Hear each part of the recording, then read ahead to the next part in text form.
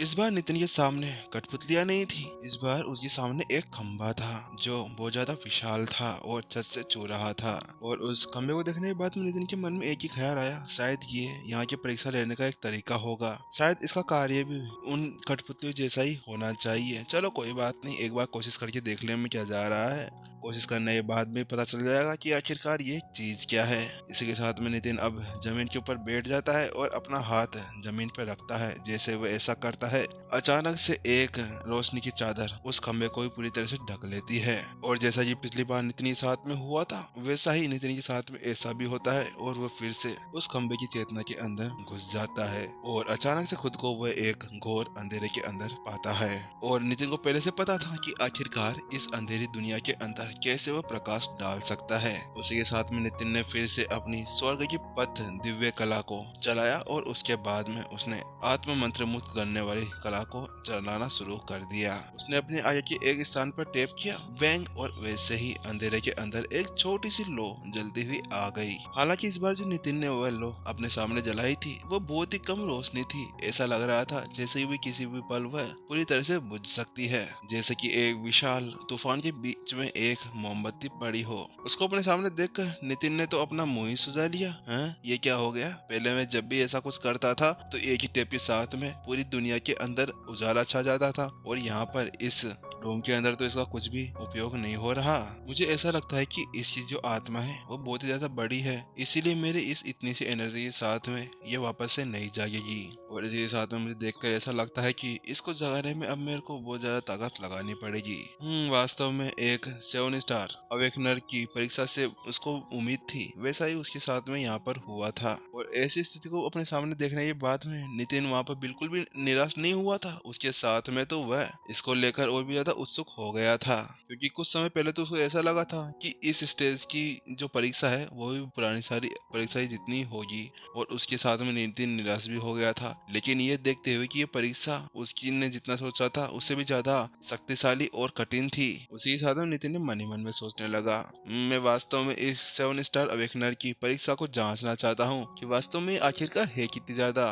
कठिन। तुम चिंता मत करो, आज जितनी भी ज्यादा मेरे को मेहनत करनी पड़ जाए मैं तुम्हें आज यहाँ पर जगा कर ही रहूंगा, चाहे से इसके लिए मैं पूरी एनर्जी को तुम्हारे अंदर क्यों न डाल दूं। क्योंकि अपने सामने ऐसी चुनौती देखकर नितिन तो उत्सुक होना ही था, क्योंकि आखिरकार बहुत कम चुनौतियां ऐसी होती थी जिनको नितिन को पार करने में इतनी ज्यादा मुश्किल होती थी। और इसके सामने ये एक और चुनौती आ गई थी तो नितिन यहाँ पर कैसे रोक सकता था। और वहीं जब अन्य आत्म जगाने वाले अभी इस जगह पर आते आते अभी आराम करने की स्थिति के अंदर चले जाते, लेकिन नितिन के साथ में ऐसा नहीं था, क्योंकि नितिन की आत्मा उन सभी से अलग थी और शक्तिशाली भी थी। इसीलिए वो बना थे कि कुछ लड़ाकू की आत्मा को तो अपने काबू में कर ही सकता था। इसीलिए उसने एक बार अंगुली उठाई और उसके बाद में फिर से अपने सामने दीवार पर थपथपा दिया, और उसके साथ में उसके सामने एक और लो जलती हुई आ गई। पिछली बार जो उसके सामने एक ही लो जल रही थी, अब उसकी जगह पर दो दो आ गई थी, और वहाँ पर अब अंधेरा थोड़ा सा कम हो गया था। उसके बाद में नितिन ने कहा मर्ज, और इतने में वो दोनों की दोनों एक साथ मिल जाती है और वो एक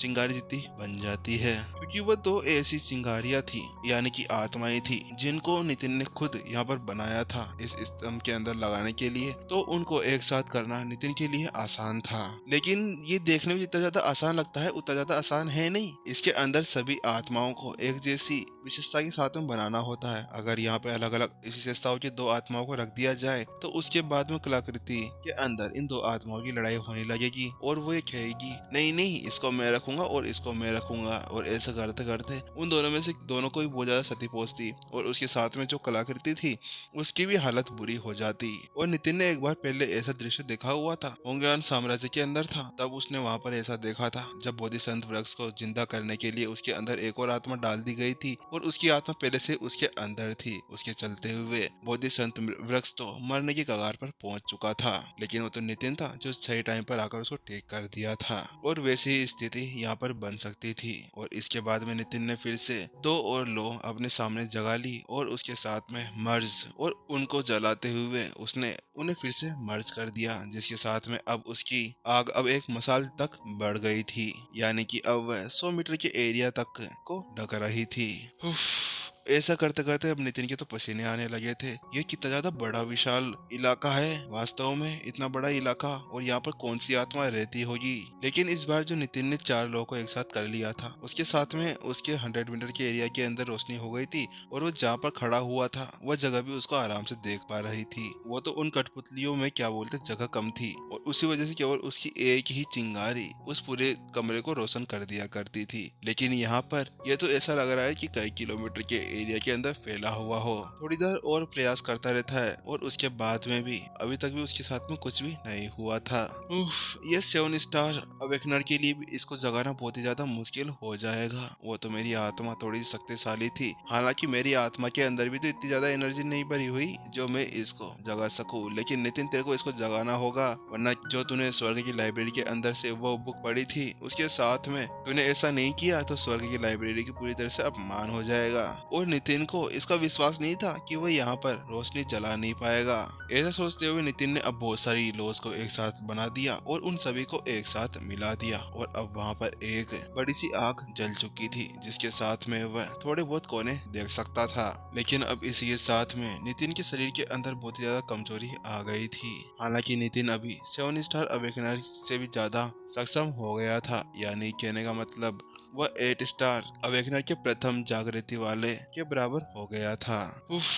ये वाली परीक्षा तो वास्तव में मैंने जितना सोचा था उससे बहुत ज्यादा कठिन है। जहाँ पर नितिन अभी तक भी उस आत्मा को जगाने की कोशिश कर रहा था, वहीं स्पिरिट अवेकन के विशाल कमरे के अंदर 3 महिलाएं अपने आसपास में बैठी हुई थी। वह तीनों की तीनों इस गिल्ड की सबसे ज्यादा प्रभावशाली शख्सियत थी। Vice guild leader Amrita, vice guild leader Aastha और गिल्ड लीडर प्रिया अपने साथ में बैठी हुई अमृता से पूछती है, क्या हुआ अमृता, तुम इतनी ज्यादा परेशान क्यों लग रही हो। प्रिया की बात सुनने के बाद में अमृता ने कहा, कुछ नहीं गिल्ड लीडर प्रिया, बात कुछ ऐसी है कि आपको पता है ना कि हमारे उत्तरी छोर के अंदर एक मैदान है जहाँ पर एक गुट रहता है, और उनके अंदर भवीन और उसके ट्विन ब्रदर्स रहते हैं, और हमें पता है कि हम लोग उनका मुकाबला नहीं कर सकते। वो तो हम लोग यहाँ पर लंबे समय से इसलिए टिके हुए हैं क्योंकि मास्टर टीचर पवेलियन हमारा साथ देता है। हाँ हाँ, मुझे ये पता है कि वो कितनी ज्यादा शक्तिशाली है, लेकिन तुम ऐसी फालतू की बातें क्यों कर रही हो। आखिरकार हमें उनसे क्या खतरा जब तक हमारे साथ में मास्टर टीचर पवेलियन है। गिल्ड लीडर प्रिया ने अमृता से कहा। गिल्ड लीडर प्रिया की बात सुनने के बाद में अमृता ने कहा, लीडर बात कुछ ऐसी है कि भवीन अपने शिष्य के साथ में यहाँ पर आया था। वो उसकी आत्मा को मंत्र मुक्त करने के लिए आया था क्योंकि वो बहुत समय से अपने एक ही जगह पर अटका हुआ था और अपनी साधना को आगे नहीं बढ़ा पा रहा था, और उसी के लिए वो मेरे से हेल्प मांगने आया था। लेकिन उसी वक्त वहाँ पर मेरे साथ में एक मास्टर टीचर भी था, और उसके सामने उन दोनों ने बहुत ज्यादा बदतमीजी की और उन्होंने उन्हें परेशान भी किया था।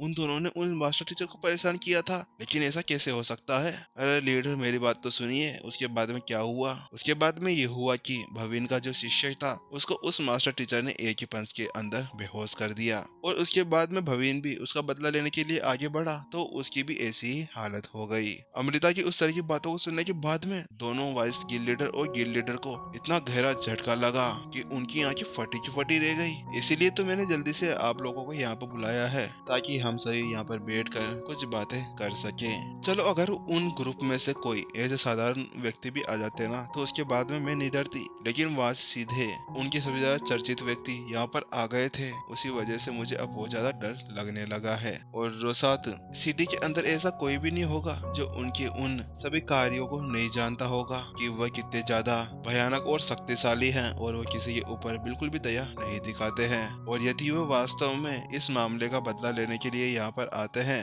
तो उसके बाद में हमारा आत्म जागृति गिल्ड पूरी तरह से नष्ट हो जाएगा, क्योंकि हमारे पास में इतनी ज्यादा ताकत नहीं है कि हम लोग उनका मुकाबला कर पाए।